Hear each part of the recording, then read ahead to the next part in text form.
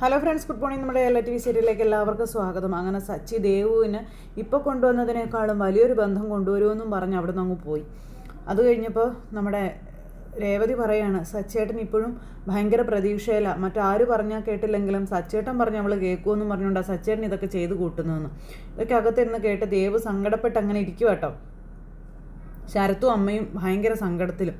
അതിനുശേഷം എത്രയും പെട്ടെന്ന് ഈ കാര്യത്തിലൊരു തീരുമാനം എടുക്കണം അമ്മയെന്ന് രേവതി പറഞ്ഞു. അവളുടെ കല്യാണം ഉടനെ നടത്തണമെന്നും രേവതി പറയാം. അത് കേട്ട് കഴിഞ്ഞപ്പം എനിക്ക് ആഗ്രഹമില്ലാഞ്ഞിട്ടാണോ എന്ന് അമ്മ ചോദിച്ചു. അവളിപ്പോൾ ആരോടും അങ്ങനെ സംസാരിക്കാറ് പോലും ഇല്ല എന്നും എപ്പോഴും തനിയെ ഇങ്ങനെ ഇരിപ്പാണെന്നും അമ്മ പറഞ്ഞു. ഭക്ഷണമോ ഉറക്കമോ ഒന്നും നേരാമണ്ണം ഇല്ലയെന്നും പറഞ്ഞു. അപ്പോൾ അവളെ കാണുമ്പോൾ എനിക്ക് സങ്കടമാവുകയാണെന്ന കാര്യമൊക്കെ ഇങ്ങനെ പറഞ്ഞു കേട്ടോ. അപ്പോൾ ദേവു അകത്തിരുന്ന് ഇതൊക്കെ കേട്ട് കരയുവാണ്.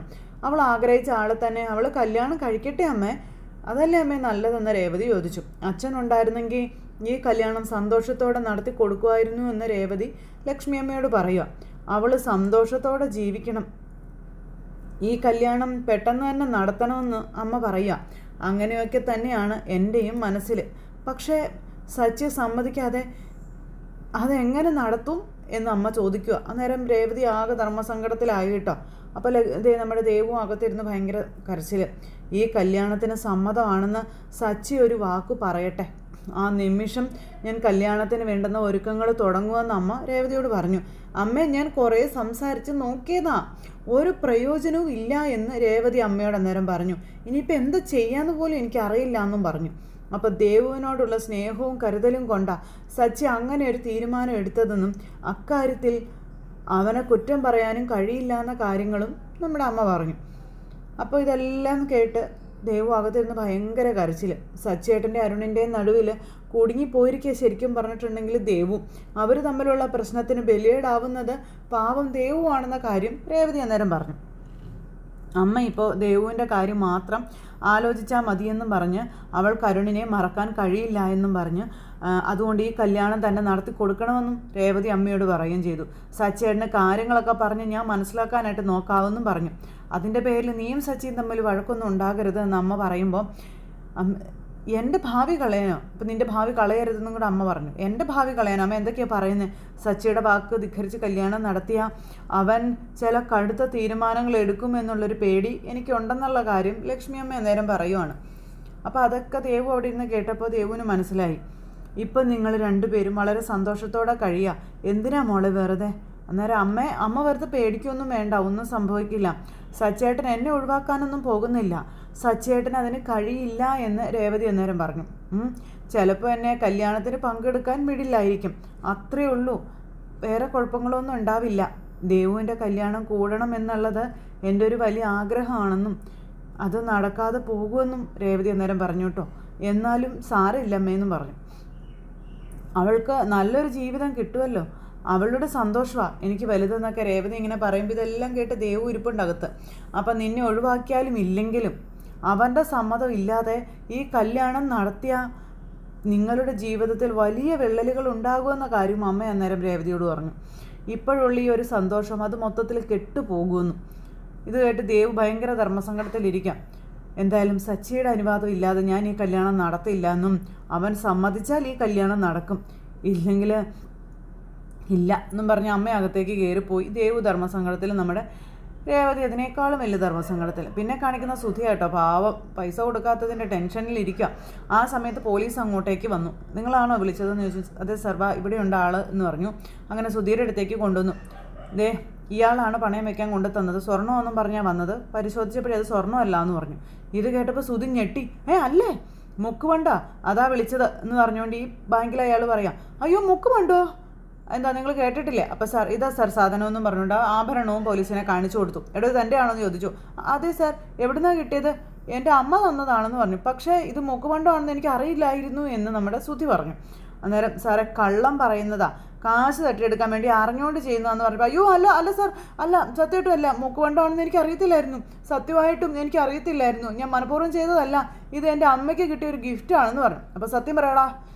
സത്യം സാർ ഞാൻ പറയുന്നത്, ഞാൻ മനഃപൂർവ്വം ചെയ്തതല്ല, സാർ പ്ലീസ് ഞാൻ പറയുന്നത് സാറിന് വിശ്വസിക്കുക എന്ന് പറഞ്ഞുകൊണ്ട് സുധി, ഞാൻ ആരെയും ചതിക്കാൻ വേണ്ടി ഇങ്ങനെയൊന്നും ചെയ്യുന്ന ഒരാളല്ലാന്നും ഞാൻ നിങ്ങൾ കരുതുന്നത് പോലെ അങ്ങനെ ഒരാളല്ലാന്നും പോലീസിനോട് പറഞ്ഞപ്പം നിൻ്റെ പേരെന്തായിരുന്നു? അത് പിന്നെ സുധി. സുധി. ഇവർ നിനക്കെതിരെ പരാതി തന്നിട്ടുണ്ടെന്ന് ഈ സാറ് പറയാം. നിങ്ങൾ കൊണ്ടുവന്നത് മുക്കുമാണ്ടമാണെന്ന് സ്ഥിരീകരിച്ചിട്ടുമുണ്ട്. നിയമ നടപടി അനുസരിച്ച് മുന്നോട്ട് പോവുക തന്നെ വേണമെന്ന് എസ് ഐ സാർ പറഞ്ഞു. സാർ സത്യത്തിൽ എനിക്ക് അറിയില്ലെന്ന് പറഞ്ഞു. സുധി അന്വേഷണത്തിൻ്റെ ഭാഗമായി എൻ്റെ കൂടെ സ്റ്റേഷനിലേക്ക് വരണമെന്ന് പറഞ്ഞു. അപ്പോൾ സാർ ഞാൻ തെറ്റൊന്നും ചെയ്തിട്ടില്ല സാർ, സത്യം ഇത് പറയുന്നത്. മനഃപൂർവ്വം പണം തട്ടിയെടുക്കാൻ വേണ്ടി ഞാൻ ചെയ്തതല്ല എന്ന് പറഞ്ഞു. അതൊക്കെ അന്വേഷണത്തിലൂടെ വ്യക്തമാക്കേണ്ടതാണ്. നിങ്ങൾ തൽക്കാലം എന്നോട് സഹകരിച്ചേ പറ്റുള്ളൂ എന്ന് പറഞ്ഞു. അയ്യോ എന്ന് പറഞ്ഞ് നിൽക്കുക. അങ്ങനെ സുധിയെ പോലീസ് തൂക്കിയെടുത്തുകൊണ്ട് പോയി. സാർ ഞാൻ പറഞ്ഞേക്ക് സാർ എന്ന് പറഞ്ഞുകൊണ്ട് സുധി പറയുന്നുണ്ട്. പോലീസ് കൊണ്ടുപോയി. ഇത് കഴിഞ്ഞതിന് ശേഷം പിന്നെ നമ്മുടെ ദേവു അരുണിനെ കാണാൻ വീട്ടിലേക്ക് വരുക കേട്ടോ. അപ്പോൾ നമ്മുടെ അരുൺ ഇറങ്ങി വന്നു. ദേവുവിനെ കണ്ടപ്പോൾ ഭയങ്കര സന്തോഷം. ഇരിക്കു ദേവു, അന്നേരം എനിക്ക് കുറച്ച് സംസാരിക്കാനുണ്ട് എന്ന് പറഞ്ഞു. എന്ത് പറയാൻ പറഞ്ഞു. അപ്പോൾ നമ്മുടെ വിവാഹം നടക്കില്ല എന്ന് ദേവു പറയാം. ഇത് കേട്ടപ്പോഴത്തേക്ക് അരുൺ ഒന്ന് ഞെട്ടി. നീ എന്തീ പറയുന്നതെന്ന് ചോദിച്ചു. ഇരുന്ന അരുൺ ചാടി എഴുന്നേറ്റു. നടക്കില്ലെന്നോ? നീ എന്തൊക്കെയാ പറയുന്നതെന്ന് ചോദിച്ച് നിൽക്കുമ്പം സച്ചേട്ടൻ്റെ സമ്മതമില്ലാതെ ഈ കല്യാണം നടക്കില്ല എന്ന് തറപ്പിച്ച് തന്നെ ദേവു പറഞ്ഞു. സച്ചേട്ടൻ മാത്രമല്ല, എൻ്റെ അമ്മയും അങ്ങനെ തന്നെയാണ് പറയുന്നത് എന്ന് ദേവു അരുണിനോട് പറയുകയും ചെയ്തു. അല്ല, ഒന്നിച്ച് ജീവിക്കേണ്ടത് നമ്മളല്ലേ എന്നിങ്ങനെ അരുൺ നേരം ദേവുവിനോട് ചോദിക്കാം. തീരുമാനം എടുക്കേണ്ടത് നീയല്ലേ, അതിൽ അവരൊന്നും അല്ലല്ലോ എന്ന് പറഞ്ഞപ്പം ഞാൻ ഒറ്റയ്ക്ക് ഒരു തീരുമാനം എടുക്കില്ല എന്നും ഞാൻ അരുണേട്ടനെ കല്യാണം കഴിക്കണമെങ്കിൽ എൻ്റെ കുടുംബത്തിൻ്റെ സമ്മതം വേണമെന്നും ദേവു അരുണിനോട് പറയുക കേട്ടോ. എൻ്റെ കുടുംബം എനിക്ക് വലുത് തന്നെയാണ്. എൻ്റെ അമ്മ, ചേച്ചി, അനിയൻ, സച്ചേട്ടൻ എല്ലാവരും സമ്മതിച്ചാൽ മാത്രമേ ഈ കല്യാണം നടക്കുകയുള്ളൂ എന്ന് നമ്മുടെ ദേവു അരുണിനോട് പറഞ്ഞു. അച്ഛൻ്റെ സ്ഥാനത്ത് നിന്ന് കുടുംബം നോക്കുന്നത് സച്ചേട്ടനാണെന്നും സച്ചേട്ടൻ്റെ വാക്ക് ധിക്കരിച്ച് കല്യാണം നടത്തില്ലെന്ന് അമ്മ പറയുന്നതെന്ന് പറയുകയും ചെയ്തു. ഒരിക്കലും നമ്മുടെ വിവാഹത്തിന് സച്ചേട്ടൻ സമ്മതിക്കില്ല എന്നും ദേവു പറയുക. അതുകൊണ്ട് തന്നെ നമ്മുടെ വിവാഹം നടക്കില്ല എന്നൊക്കെ പറഞ്ഞപ്പോഴത്തേക്കും നടക്കില്ലെന്നോ? അപ്പോൾ നമ്മുടെ സ്നേഹമോ ഇഷ്ടമോ അതൊക്കെ മറന്നേക്കാൻ ദേവു ഇങ്ങനെ അരുണിനോട് പറഞ്ഞു. നമ്മൾ ഒരുമിച്ച് കണ്ട സ്വപ്നങ്ങളെല്ലാം ഇങ്ങനെ ഒരു വാക്കിൽ അവസാനിപ്പിക്കാൻ കഴിയുമെന്ന് നിനക്ക്? അപ്പോൾ അവസാനിപ്പിക്കണം എന്ന് ദേവു പറഞ്ഞു. അരുണേട്ടൻ എന്നെ ഓർത്ത് വിഷമിക്കരുത്, സന്തോഷത്തോടെ കഴിയണമെന്നും ദേവു അരുണിനോട് പറയുക. എൻ്റെ ചേച്ചിയും സച്ചേട്ടനും ഇപ്പോൾ സന്തോഷത്തോടെയാണ് ജീവിക്കുന്നതെന്നും നമ്മൾ കാരണം അവരുടെ ജീവിതത്തിൽ ഒരു പ്രശ്നവും ഉണ്ടാകാൻ പാടില്ല എന്നും ദേവു അരുണിനോട് പറയുക കേട്ടോ. അതുകൊണ്ട് എന്നെ മറന്നേക്കാനും പറഞ്ഞു. ഇത് കേട്ടപ്പോൾ അരുൺ ഞെട്ടി.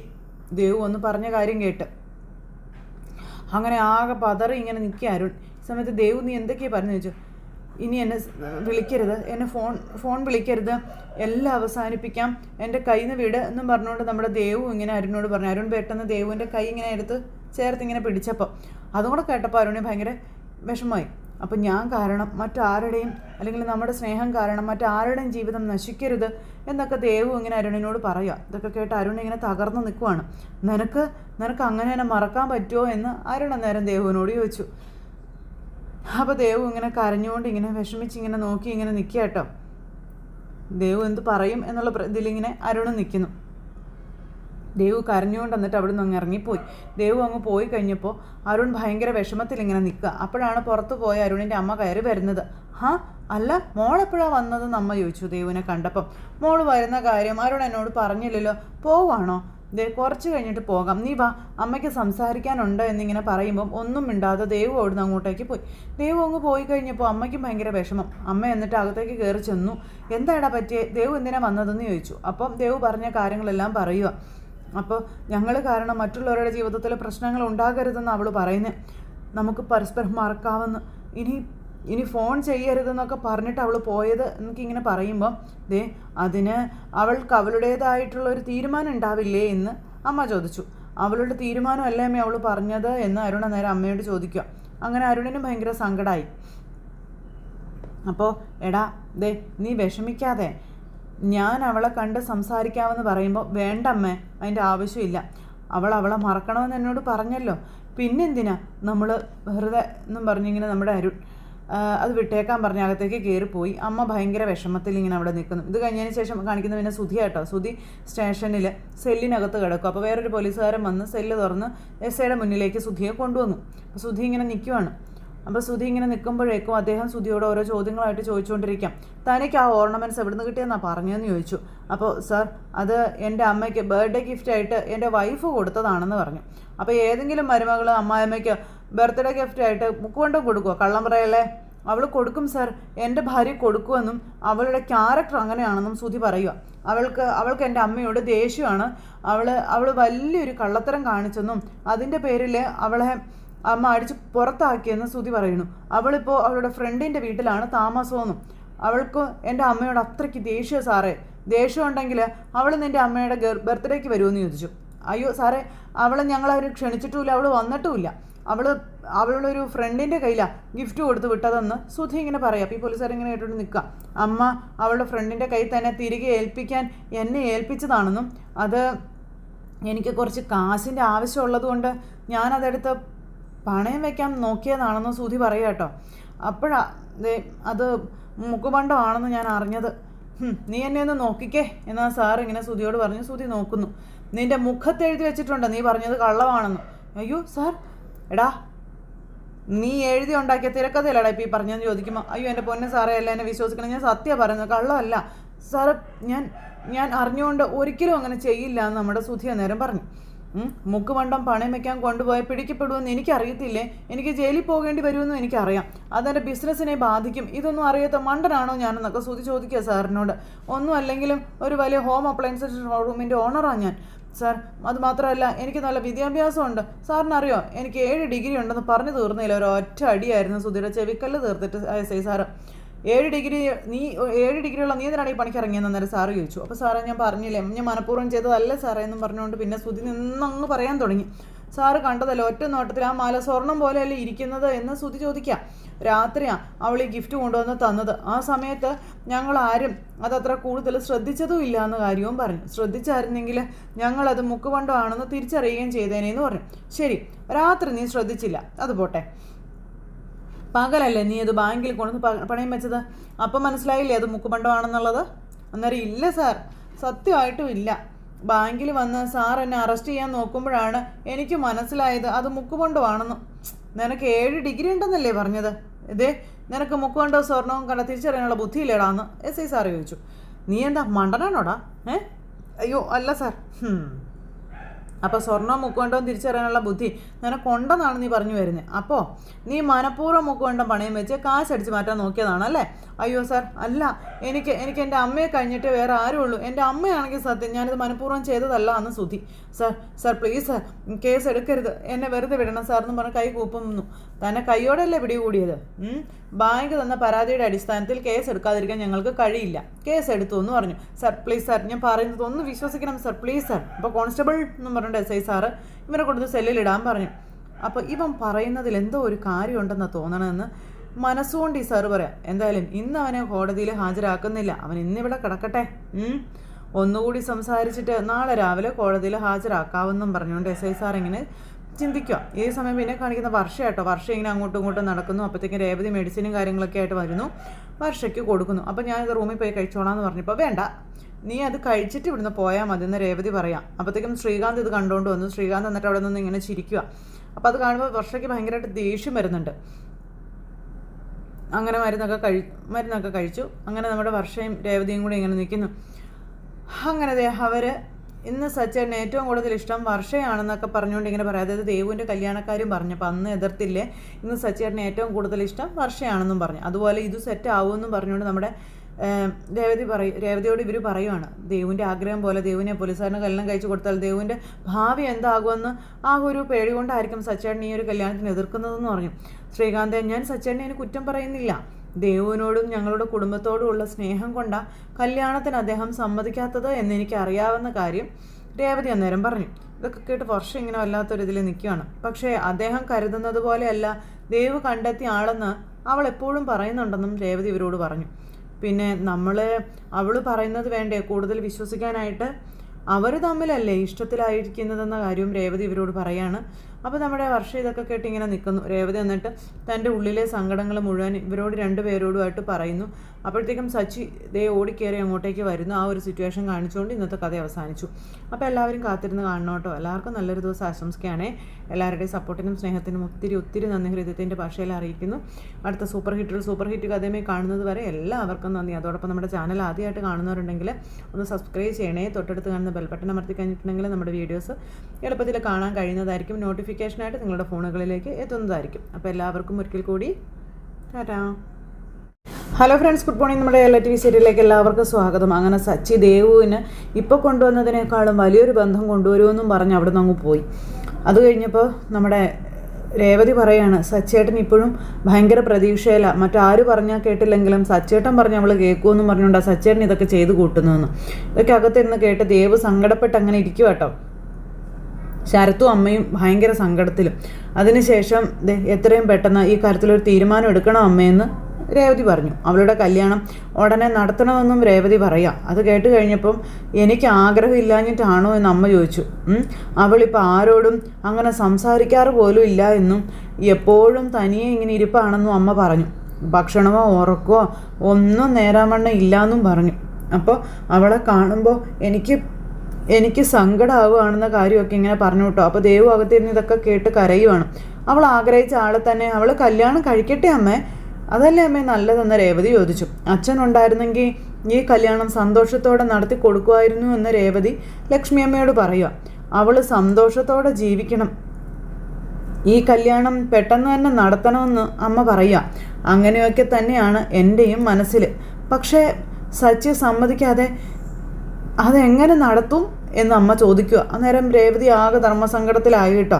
അപ്പോൾ നമ്മുടെ ദേവും അകത്തിരുന്ന് ഭയങ്കര കരച്ചിൽ. ഈ കല്യാണത്തിന് സമ്മതമാണെന്ന് സച്ചി ഒരു വാക്ക് പറയട്ടെ, ആ നിമിഷം ഞാൻ കല്യാണത്തിന് വേണ്ടുന്ന ഒരുക്കങ്ങൾ തുടങ്ങുമെന്ന് അമ്മ രേവതിയോട് പറഞ്ഞു. അമ്മേ, ഞാൻ കുറേ സംസാരിച്ച് നോക്കിയതാ, ഒരു പ്രയോജനവും ഇല്ല എന്ന് രേവതി അമ്മയോട് അന്നേരം പറഞ്ഞു. ഇനിയിപ്പോൾ എന്ത് ചെയ്യാന്ന് പോലും എനിക്കറിയില്ല എന്നും പറഞ്ഞു. അപ്പോൾ ദേവുവിനോടുള്ള സ്നേഹവും കരുതലും കൊണ്ടാണ് സച്ചി അങ്ങനെ ഒരു തീരുമാനം എടുത്തതെന്നും അക്കാര്യത്തിൽ അവനെ കുറ്റം പറയാനും കഴിയില്ല എന്ന കാര്യങ്ങളും നമ്മുടെ അമ്മ പറഞ്ഞു. അപ്പോൾ ഇതെല്ലാം കേട്ട് ദേവു അകത്തിരുന്ന് ഭയങ്കര കരച്ചിൽ. സച്ചിയേട്ടൻ്റെ അരുണിൻ്റെയും നടുവിൽ കുടുങ്ങിപ്പോയിരിക്കുക. ശരിക്കും പറഞ്ഞിട്ടുണ്ടെങ്കിൽ ദേവു അവർ തമ്മിലുള്ള പ്രശ്നത്തിന് ബലിയേടാവുന്നത് പാവം ദേവു ആണെന്ന കാര്യം രേവതി അന്നേരം പറഞ്ഞു. അമ്മ ഇപ്പോൾ ദേവുവിൻ്റെ കാര്യം മാത്രം ആലോചിച്ചാൽ മതിയെന്നും പറഞ്ഞ് അവൾ കരുണിനെ മറക്കാൻ കഴിയില്ല എന്നും പറഞ്ഞ് അതുകൊണ്ട് ഈ കല്യാണം തന്നെ നടത്തി കൊടുക്കണമെന്നും രേവതി അമ്മയോട് പറയുകയും ചെയ്തു. സച്ചിയേട്ടന് കാര്യങ്ങളൊക്കെ പറഞ്ഞ് ഞാൻ മനസ്സിലാക്കാനായിട്ട് നോക്കാമെന്നും പറഞ്ഞു.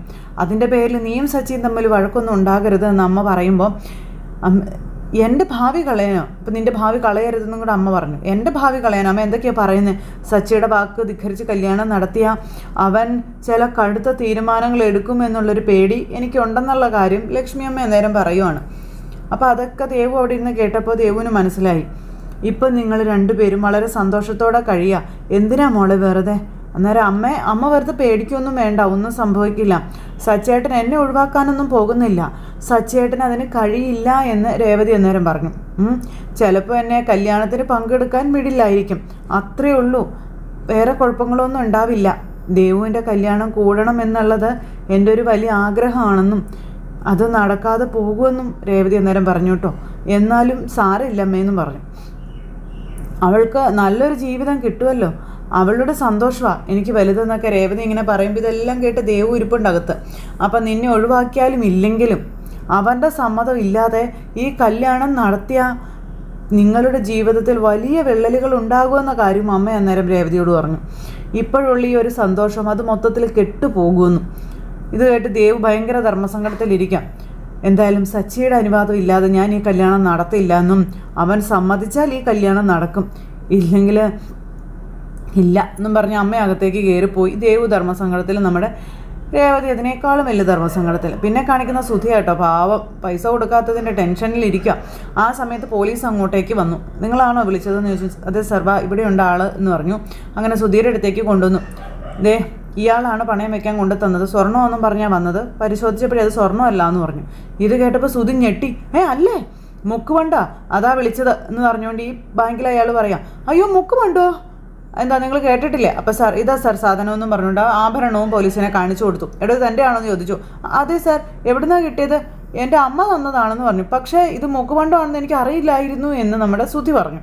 അന്നേരം സാറെ കള്ളം പറയുന്നതാ, കാശ് തട്ടിയെടുക്കാൻ വേണ്ടി അറിഞ്ഞുകൊണ്ട് ചെയ്യുന്നതെന്ന് പറഞ്ഞപ്പോൾ അയ്യോ അല്ല സാർ, അല്ല സത്യമായിട്ടും അല്ല, മൂക്കുപണ്ടമാണെന്ന് എനിക്ക് അറിയത്തില്ലായിരുന്നു, സത്യമായിട്ടും എനിക്ക് അറിയത്തില്ലായിരുന്നു, ഞാൻ മനഃപൂർവ്വം ചെയ്തതല്ല, ഇത് എൻ്റെ അമ്മയ്ക്ക് കിട്ടിയ ഒരു ഗിഫ്റ്റാണെന്ന് പറഞ്ഞു. അപ്പോൾ സത്യം പറയടാ.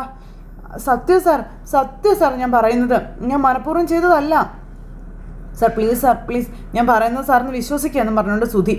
ഞാൻ ആരെയും ചതിക്കാൻ വേണ്ടി ഇങ്ങനെയൊന്നും ചെയ്യുന്ന ഒരാളല്ല എന്നും ഞാൻ നിങ്ങൾ കരുതുന്നത് പോലെ അങ്ങനെ ഒരാളല്ല എന്നും പോലീസിനോട് പറഞ്ഞപ്പം നിൻ്റെ പേരെന്തായിരുന്നു? അത് പിന്നെ സുധി. സുധി. ഇവർ നിനക്കെതിരെ പരാതി തന്നിട്ടുണ്ടെന്ന് ഈ സാറ് പറയുക. നിങ്ങൾ കൊണ്ടുവന്നത് മുക്കുമാണ്ടമാണെന്ന് സ്ഥിരീകരിച്ചിട്ടുമുണ്ട്. നിയമ നടപടി അനുസരിച്ച് മുന്നോട്ട് പോവുക തന്നെ വേണമെന്ന് SI സാർ പറഞ്ഞു. സാർ സത്യത്തിൽ എനിക്ക് അറിയില്ലെന്ന് പറഞ്ഞു.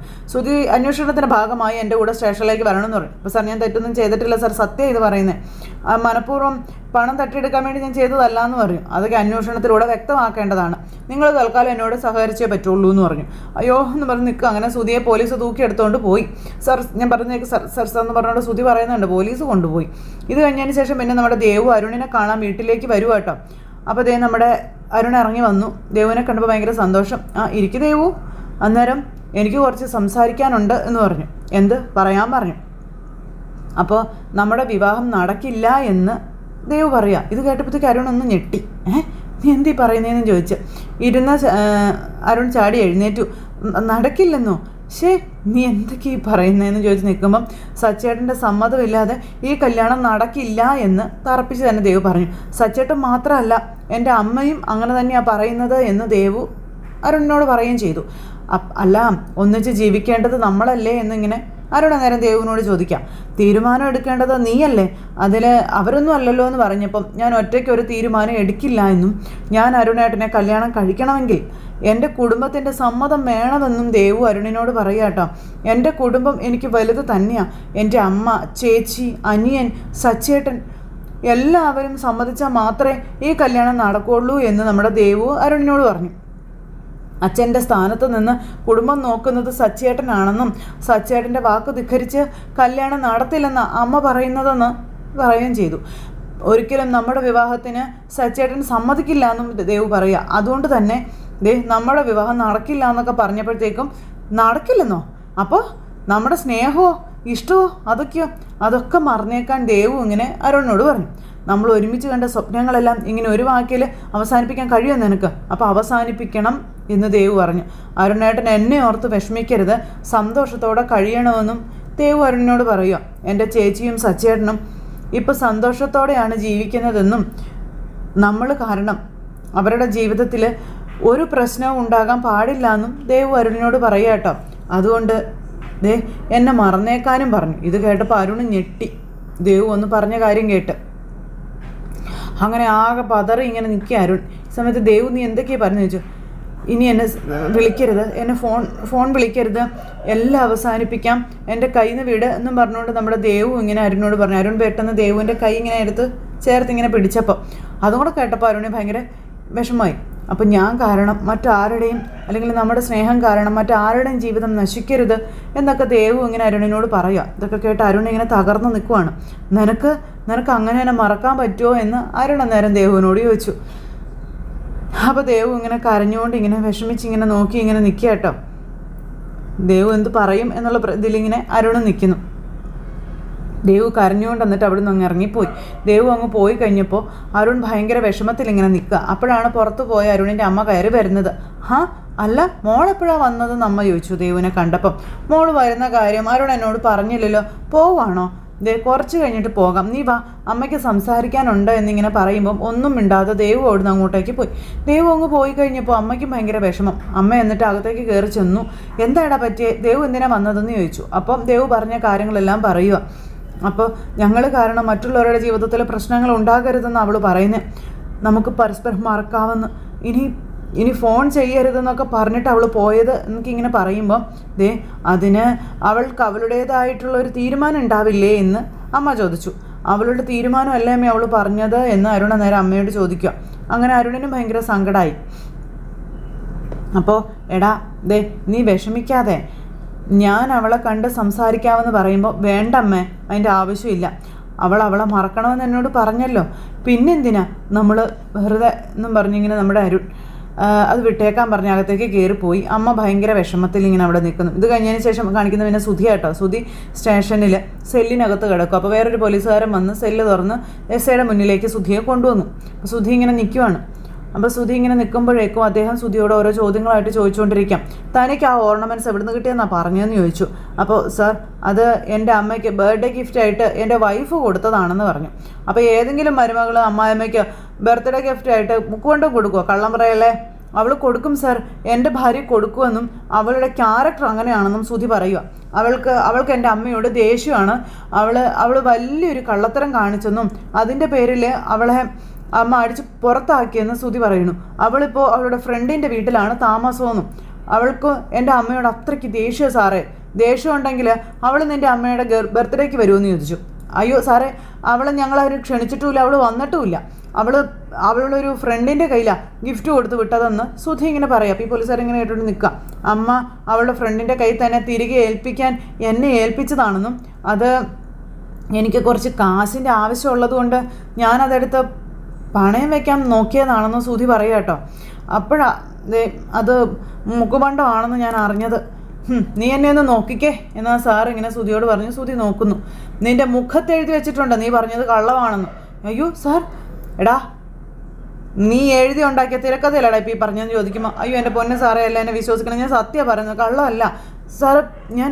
ഞാൻ അറിഞ്ഞുകൊണ്ട് ഒരിക്കലും അങ്ങനെ ചെയ്യില്ല എന്ന് നമ്മുടെ സുധി അന്നേരം പറഞ്ഞു.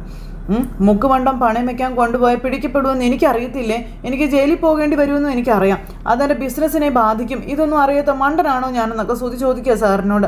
ഒന്നും അല്ലെങ്കിലും ഒരു വലിയ ഹോം അപ്ലയൻസസ് ഷോറൂമിൻ്റെ ഓണറാണ് ഞാൻ സാർ. അതുമാത്രമല്ല എനിക്ക് നല്ല വിദ്യാഭ്യാസമുണ്ട്. സാറിനറിയോ എനിക്ക് 7 ഡിഗ്രി ഉണ്ടെന്ന് പറഞ്ഞു തീർന്നില്ല. ഒരു ഒറ്റ അടിയായിരുന്നു സുധിയുടെ ചെവിക്കല്ല് തീർത്തിട്ട് എസ്ഐ സാറ്. 7 ഡിഗ്രിയുള്ള നീ എന്തിനാണ് ഈ പണിക്ക് ഇറങ്ങിയെന്ന് അന്നേരം സാറ് ചോദിച്ചു. അപ്പോൾ സാറേ ഞാൻ പറഞ്ഞില്ലേ, ഞാൻ മനഃപൂർവ്വം ചെയ്തതല്ല സാറേ എന്നും പറഞ്ഞുകൊണ്ട് പിന്നെ സുധി നിന്നങ്ങ് പറയാൻ തുടങ്ങി. സാറ് കണ്ടതല്ല ഒറ്റ നോട്ടത്തിൽ ആ മാല സ്വർണം പോലെയല്ലേ ഇരിക്കുന്നത് എന്ന് സുധി ചോദിക്കാം.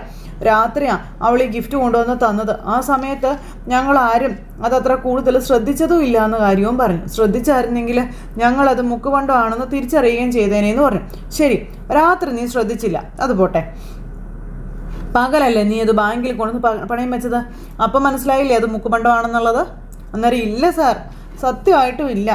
ബാങ്കിൽ വന്ന് സാർ എന്നെ അറസ്റ്റ് ചെയ്യാൻ നോക്കുമ്പോഴാണ് എനിക്ക് മനസ്സിലായത് അത് മുക്കുബണ്ടമാണെന്ന്. നിനക്ക് 7 ഡിഗ്രി ഉണ്ടെന്നല്ലേ പറഞ്ഞത്? ഇതേ നിനക്ക് മുക്കുബണ്ടോ സ്വർണവും കണ്ട തിരിച്ചറിയാനുള്ള ബുദ്ധിയില്ലേടാന്ന് എസ് ഐ സാറ് ചോദിച്ചു. നീ എന്താ മണ്ടനാണോടാ?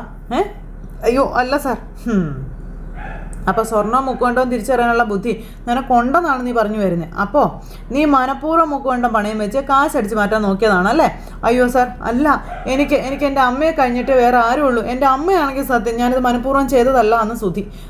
സാർ പ്ലീസ് സാർ, കേസ് എടുക്കരുത്, എന്നെ വെറുതെ വിടണം സാർ എന്ന് പറഞ്ഞ് കൈ കൂപ്പുന്നു. തന്നെ കൈയോടല്ലേ പിടികൂടിയത്?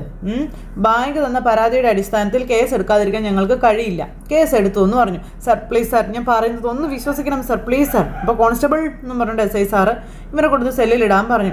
അപ്പോൾ ഇവൻ പറയുന്നതിൽ എന്തോ ഒരു കാര്യമുണ്ടെന്ന് തോന്നണമെന്ന് മനസ്സുകൊണ്ട് ഈ സാറ് പറയാം. എന്തായാലും ഇന്ന് അവനെ കോടതിയിൽ ഹാജരാക്കുന്നില്ല, അവൻ ഇന്നിവിടെ കിടക്കട്ടെ, ഒന്നുകൂടി സംസാരിച്ചിട്ട് നാളെ രാവിലെ കോടതിയിൽ ഹാജരാക്കാമെന്നും പറഞ്ഞുകൊണ്ട് എസ് ഐ സാർ ഇങ്ങനെ ചിന്തിക്കുക. ഈ സമയം പിന്നെ കാണിക്കുന്ന വർഷ കേട്ടോ. വർഷ ഇങ്ങനെ അങ്ങോട്ടും ഇങ്ങോട്ടും നടക്കുന്നു. അപ്പോഴത്തേക്കും രേവതി മെഡിസിനും കാര്യങ്ങളൊക്കെ ആയിട്ട് വരുന്നു, വർഷയ്ക്ക് കൊടുക്കുന്നു. അപ്പോൾ ഞാനിത് റൂമിൽ പോയി കഴിച്ചോളാം എന്ന് പറഞ്ഞപ്പോൾ വേണ്ട, നീ അത് കഴിച്ചിട്ട് ഇവിടുന്ന് പോയാൽ മതി എന്ന് രേവതി പറയാം. അപ്പോഴത്തേക്കും ശ്രീകാന്ത് ഇത് കണ്ടുകൊണ്ട് വന്നു. ശ്രീകാന്ത് എന്നിട്ട് അവിടെ നിന്ന് ഇങ്ങനെ ചിരിക്കുക. അപ്പോൾ അത് കാണുമ്പോൾ വർഷയ്ക്ക് ഭയങ്കരമായിട്ട് ദേഷ്യം വരുന്നുണ്ട്. അങ്ങനെ മരുന്നൊക്കെ കഴിച്ചു. അങ്ങനെ നമ്മുടെ വർഷയും രേവതിയും കൂടി ഇങ്ങനെ നിൽക്കുന്നു. അങ്ങനെ അവർ ഇന്ന് സച്ചേട്ടന് ഏറ്റവും കൂടുതൽ ഇഷ്ടം വർഷയാണെന്നൊക്കെ പറഞ്ഞുകൊണ്ട് ഇങ്ങനെ പറയാം. അതായത് ദേവുവിൻ്റെ കല്യാണക്കാരും പറഞ്ഞപ്പോൾ അന്ന് എതിർത്തില്ലേ, ഇന്ന് സച്ചേട്ടന് ഏറ്റവും കൂടുതൽ ഇഷ്ടം വർഷയാണെന്നും പറഞ്ഞു. അതുപോലെ ഇത് സെറ്റ് ആവുമെന്നും പറഞ്ഞുകൊണ്ട് നമ്മുടെ രേവതിയോട് ഇവർ പറയുവാണ്, ദേവുവിൻ്റെ ആഗ്രഹം പോലെ ദേവുവിനെ പോലീസുകാരന് കല്യാണം കഴിച്ചു കൊടുത്താൽ ദേവുവിൻ്റെ ഭാവി എന്താകുമെന്ന് ആ ഒരു പേടി കൊണ്ടായിരിക്കും സച്ചേട്ടൻ ഈ ഒരു കല്യാണത്തിന് എതിർക്കുന്നതെന്ന് പറഞ്ഞു. ശ്രീകാന്ത്, ഞാൻ സച്ചേട്ടനെ കുറ്റം പറയുന്നില്ല, ദേവുവിനോടും ഞങ്ങളുടെ കുടുംബത്തോടുമുള്ള സ്നേഹം കൊണ്ടാണ് കല്യാണത്തിന് അദ്ദേഹം സമ്മതിക്കാത്തത് എന്നെനിക്ക് അറിയാവുന്ന കാര്യം രേവതി അന്നേരം പറഞ്ഞു. ഇതൊക്കെ കേട്ട് വർഷം ഇങ്ങനെ വല്ലാത്തൊരിതിൽ നിൽക്കുകയാണ്. പക്ഷേ അദ്ദേഹം കരുതുന്നത് പോലെയല്ല ദേവ് കണ്ടെത്തിയ ആളെന്ന് അവൾ എപ്പോഴും പറയുന്നുണ്ടെന്നും രേവതി ഇവരോട് പറഞ്ഞു. പിന്നെ അവൾ പറയുന്നത് വേണ്ടേ കൂടുതൽ വിശ്വസിക്കാനായിട്ട്? അവർ തമ്മിലല്ലേ ഇഷ്ടത്തിലായിരിക്കുന്നതെന്ന കാര്യവും രേവതി ഇവരോട് പറയാണ്. അപ്പോൾ നമ്മുടെ വർഷ ഇതൊക്കെ കേട്ട് ഇങ്ങനെ നിൽക്കുന്നു. രേവതി എന്നിട്ട് തൻ്റെ ഉള്ളിലെ സങ്കടങ്ങൾ മുഴുവൻ ഇവരോട് രണ്ടുപേരോടുമായിട്ട് പറയുന്നു. അപ്പോഴത്തേക്കും സച്ചി ഓടിക്കയറി അങ്ങോട്ടേക്ക് വരുന്നു. ആ ഒരു സിറ്റുവേഷൻ കാണിച്ചുകൊണ്ട് ഇന്നത്തെ കഥ അവസാനിച്ചു. അപ്പോൾ എല്ലാവരും കാത്തിരുന്ന് കാണണം കേട്ടോ. എല്ലാവർക്കും നല്ലൊരു ദിവസം ആശംസിക്കുകയാണേ. എല്ലാവരുടെയും സപ്പോർട്ടിനും സ്നേഹത്തിനും ഒത്തിരി നന്ദി ഹൃദയത്തിൻ്റെ ഭാഷയിൽ അറിയിക്കുന്നു. അടുത്ത സൂപ്പർ ഹിറ്റ് കഥയുമായി കാണുന്നത് വരെ എല്ലാവർക്കും നന്ദി. അതോടൊപ്പം നമ്മുടെ ചാനൽ ആദ്യമായിട്ട് കാണുന്നവരുണ്ടെങ്കിൽ ഒന്ന് സബ്സ്ക്രൈബ് ചെയ്യണേ. തൊട്ടടുത്ത് കാണുന്ന ബെൽ ബട്ടൺ അമർത്തി കഴിഞ്ഞിട്ടുണ്ടെങ്കിൽ നമ്മുടെ വീഡിയോസ് എളുപ്പത്തിൽ കാണാൻ കഴിയുന്നതായിരിക്കും. നോട്ടിഫിക്കേഷനായിട്ട് നിങ്ങളുടെ ഫോണുകളിലേക്ക് എത്തുന്നതായിരിക്കും. അപ്പോൾ എല്ലാവർക്കും ഒരിക്കൽ കൂടി ടാറ്റാ.